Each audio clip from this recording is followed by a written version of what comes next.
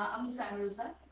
Today I'm from Rosa's Makeover, and I have three branches. First branch is Thailand, second one Taj Mahal, Mohammadpur, and third one Dhanmondi 8/8.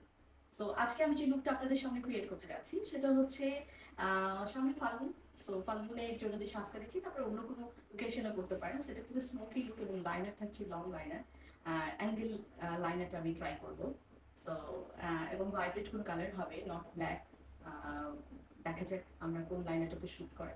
So চলুন।